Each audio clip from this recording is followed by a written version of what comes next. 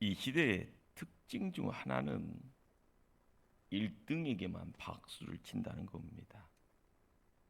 1등을 향해 환호합니다. 최고만을 좋아하는 그런 시대입니다. 그렇다면 1등을 향한 욕망이나 최고를 향한 욕망이 나쁘기만 할까? 그렇지는 않습니다. 왜냐하면 이런 어떤 야망이 삶의 동력이 되기 때문에, 좋은 에너지를 만들어주기 때문에 좋은 효과라 이야기할 겁니다. 더 큰 거, 더 많은 거, 더 위대한 것을 향해 발걸음을 내딛게 되어지는, 이것이 어떻게 보면 역사의 순기능이라 할 겁니다. 그러나 소위 최고라고 불리는 1등은 딱 한 명이라는 점에서 문제가 발생합니다. 1등 되지 못했다는 사실에 상처 있고요, 낙심되어지고 절망의 수준이요 높은 곳에 올라가서요 스스로 자살을 하는 그런 모습들이 요즘 젊은이들에게 있을 때 참 답답함이 있고요. 어떻게 보면 40대, 50대에 이런 어떤 얼추고있는 상황을 연출하게 되어지는 경쟁사회가 참 어둠의 단면입니다. 1등 하지 못하면 마치 낙오자처럼 취급되어지는 이 세상의 가치관 때문에 그 가치관의 수수료를 가둬버립니다. 빠져나와야 되는데요, 가둬버리고요, 그 감옥에 허우적거리다가 죽음의 늪 가운데 스스로 모든 것을 매몰시켜 버립니다. 이 시대의 어둠과 빛의 자리라 생각이 됩니다. 예수님은 세상 사람들의 1등주의에 반기를 드셨습니다.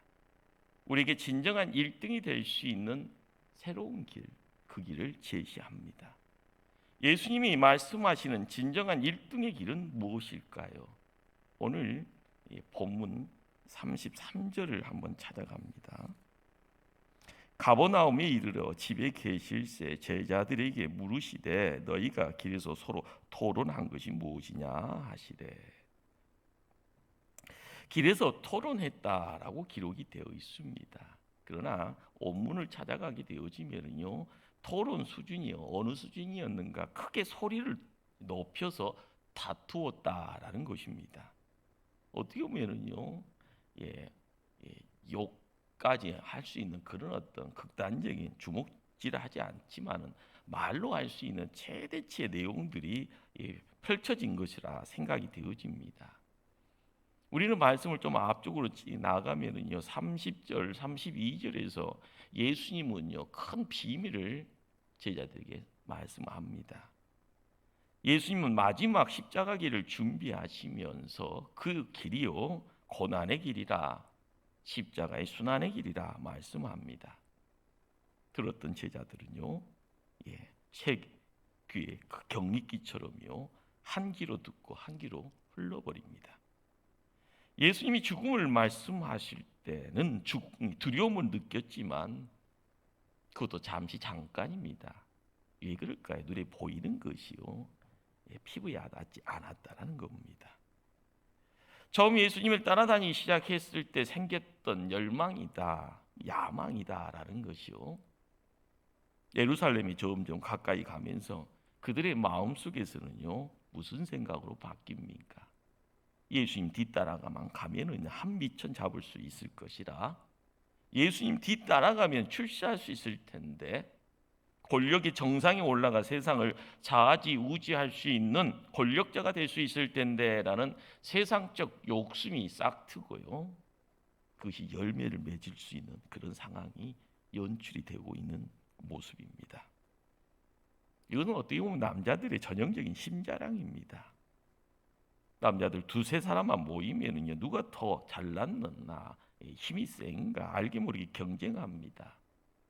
이것이 남자들의 세계죠. 지금 세대 자체가 끊임없는 경제사인 것처럼요, 그 당시 예수님 곁에 있으니까 은혜되었니 생각하니까 세상이요 천국 되어져 간 것처럼 착각하지 마시길 바랍니다. 그 안에서도 경쟁이 있었던 겁니다. 누가 더 높은가, 누가 더 많이 가졌는가, 누가 더 힘센가에 대한 어떤 겨름의 내용들이 서로 다툼이다라는 길을 가고 있는 도중이에요.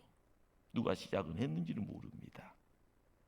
누가 지도자가 될 것인가, 누가 예수님의 1순위, 영순위 후계자가 될 것인가, 이런 어떤 싸움의 내용들일 겁니다.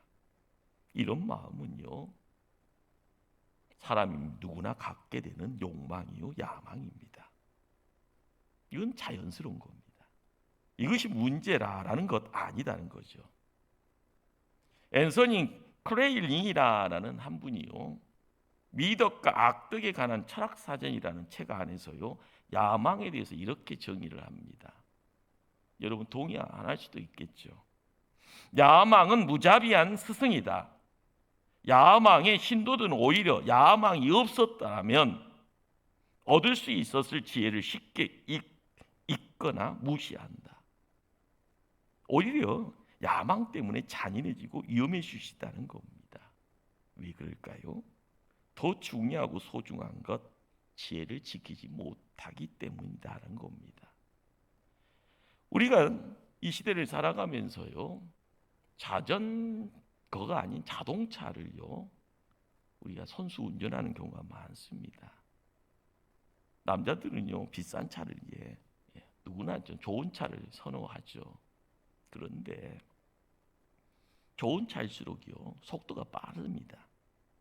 순간적인 속도 올리는 그런 것들, 내용 안에 편의 시설들도 많고요. 그러나 비싼 차가요, 브레이크를 상실했을 때는 어떻게 된 줄 아십니까? 더 많은 피해를 유발할 수 있는 겁니다. 우리 안에 지혜라는 이 내용이요, 어떤 상황 속에서는요, 기준점이 됩니다. 우리의 삶 속에서 품을 수 있는 울타리가 될 수도 있고요.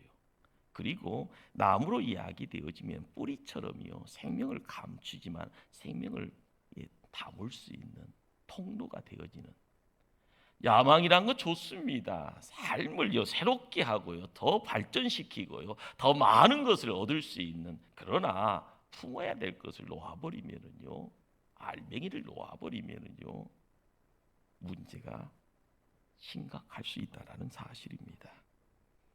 1등이 되려는 자의 영은 어떻게 보면 잘못된 영에 붙잡힐 가능성이 높습니다.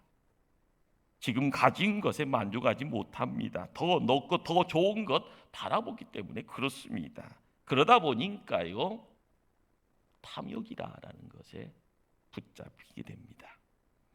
어느 분야에 들어가도 나보다 잘난 사람이 있습니다. 어느 자리에 들어가도 나보다 멋지게 생긴 사람이 있고요, 나보다 지식 더 많은 사람 있습니다. 이거 당연한 겁니다. 여러분들, 목사들 세계에서 드러나는 내용이요, 다를 것 같습니까? 아닙니다.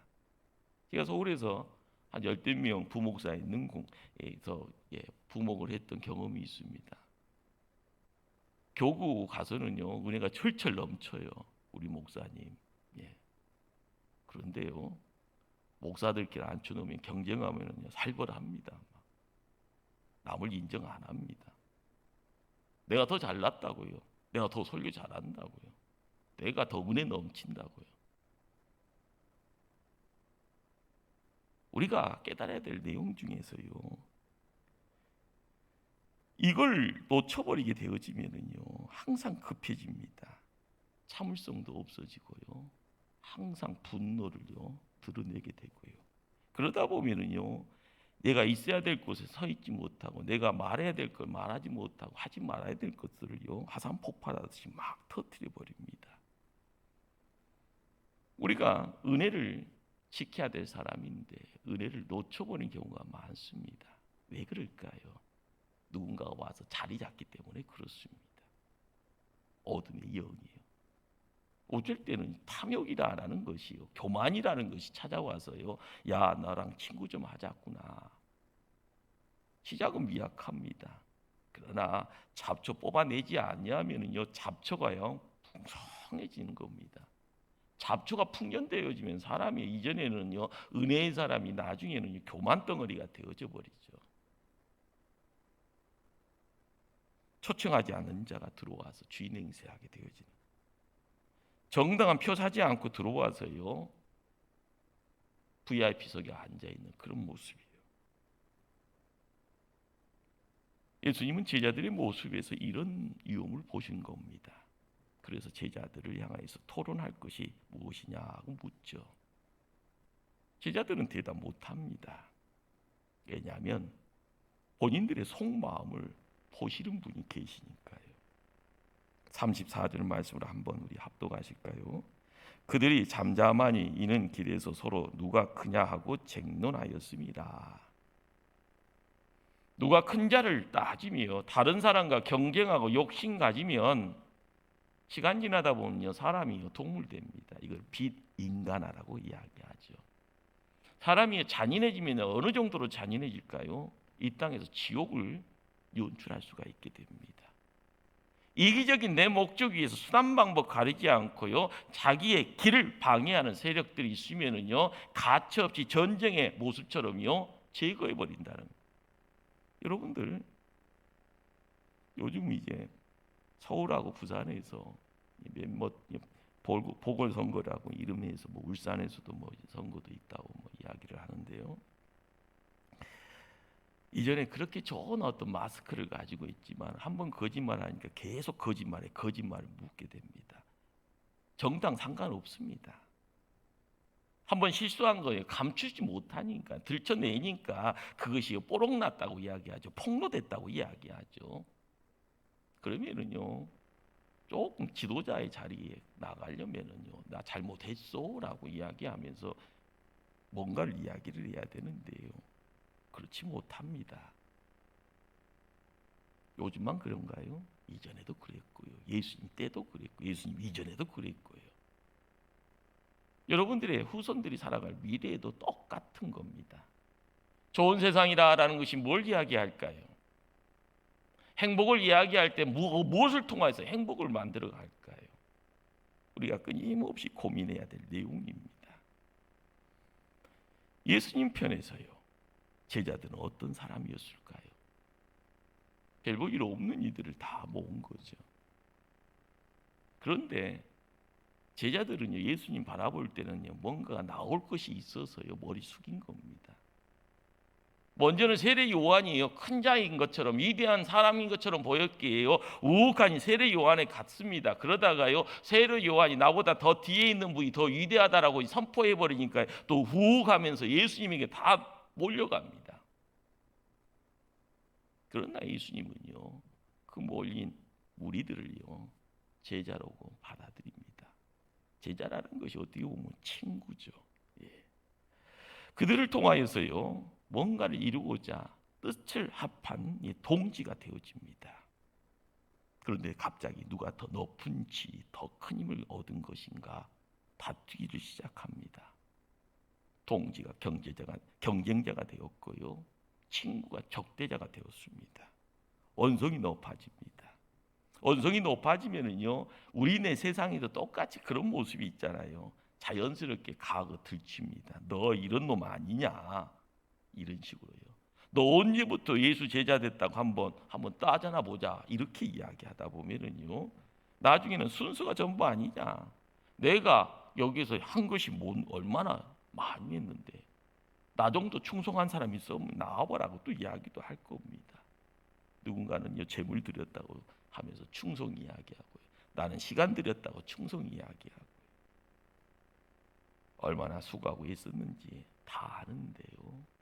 자기 입으로 들칩니다. 이것이 다툼이라고 이야기하죠. 제자들은 그동안 자기가 쌓아온 공적들 자랑하고요. 그런데 이런 모습까지는 어떻게 보면 귀엽기라도 합니다.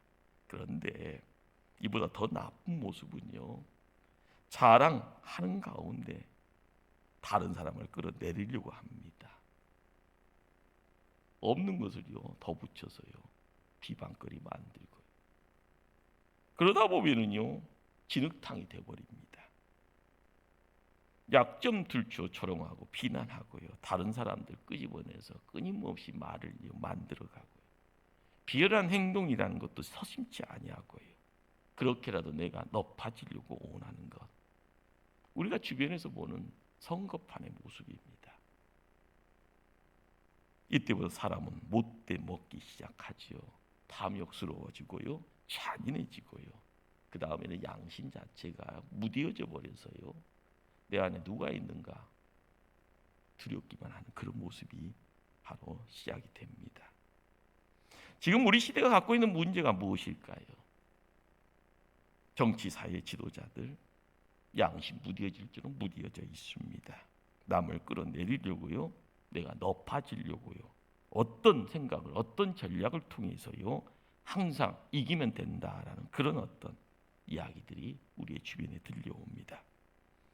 그러나 이것이 정치, 사회 지도자에만 발견되는 모습인가? 아닙니다. 영적인 지도자에게도 똑같은 문제들이 나타나고 있습니다. 그래서 우리가 더욱 아파하고 있는 겁니다. 한국교회가 문제라고 이야기되어지는 그 문제의 시작은 어디서 있었을까요? 하나님이 복 주셨다라는 그 자리에서부터 시작됩니다. 누릴 만큼 누릴 수 있는 수준까지 되어서 그 다음부터 썩어가는 겁니다. 생수의 강이 넘쳐 흘러야 되는데 그 생수가 좋사오냐 때 막아놓고 내 것만이라고 이야기되어질 때요, 흘러가지 아니하니까요 그 다음부터는 썩는 겁니다.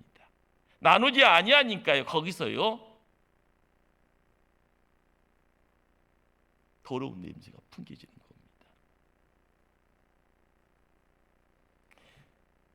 한국교회의 모습을 통하여서요 누군가의 탓하는 모습이요 우리 교회에서는 있어지면 안 될 줄 압니다.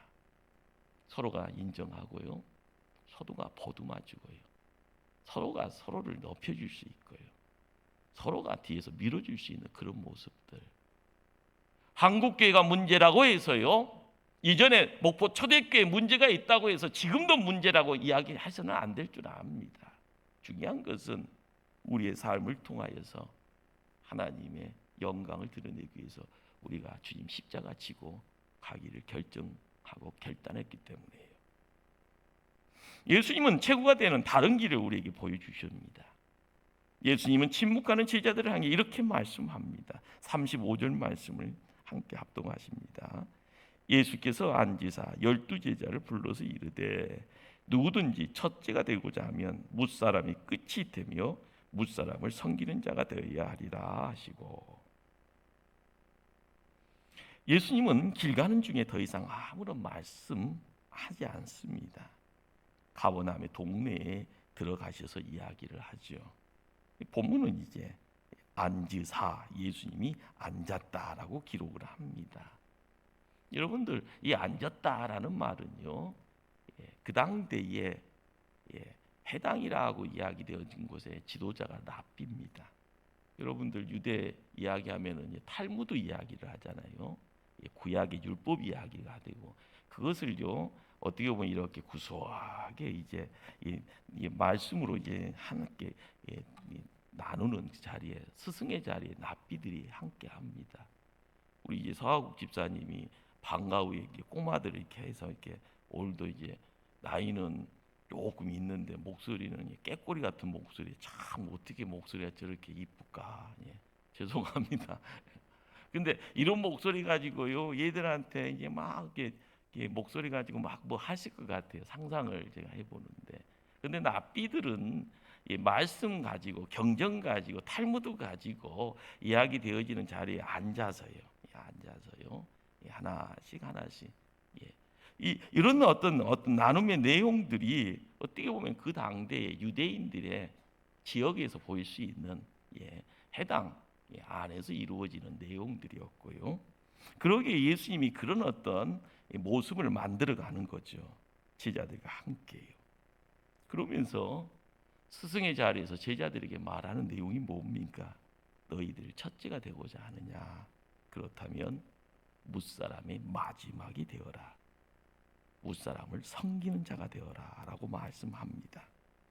세상에서 으뜸내는 길과 하나님 나라에서 으뜸내는 길이 전혀 다른 모습입니다.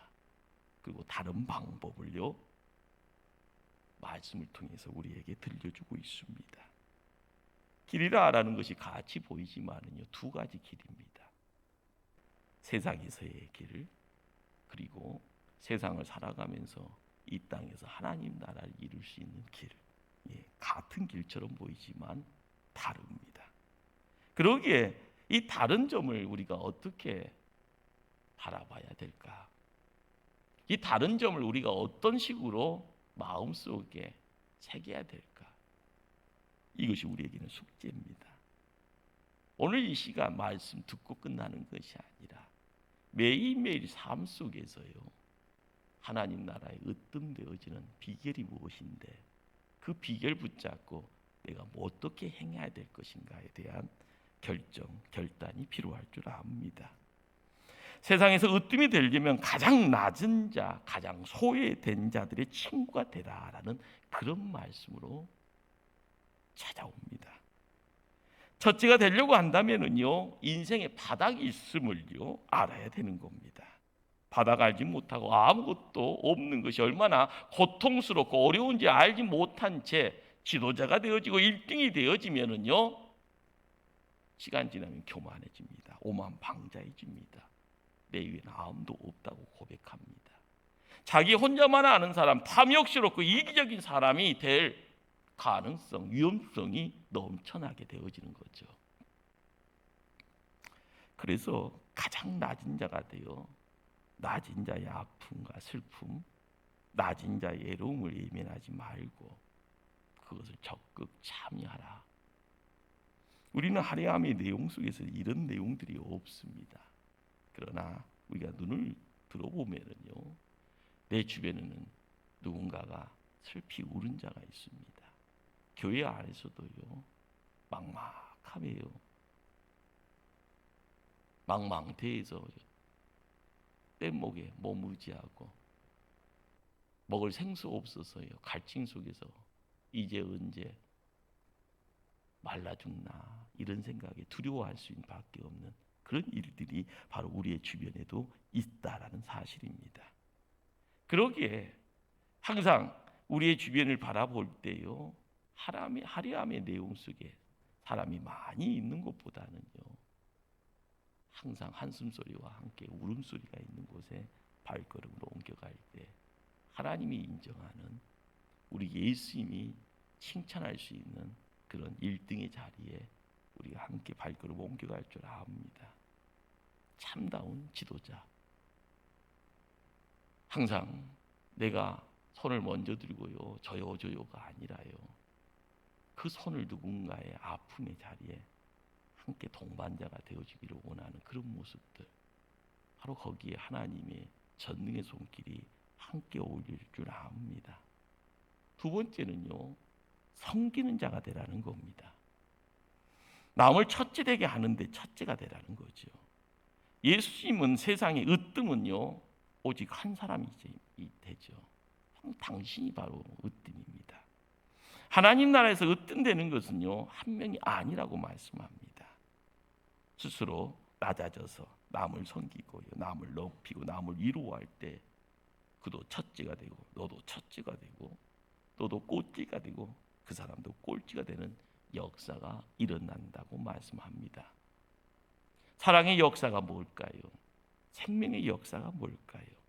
섬김의 역사가 뭘까요? 사람을 회복시키는 치유의 역사가 뭘까요?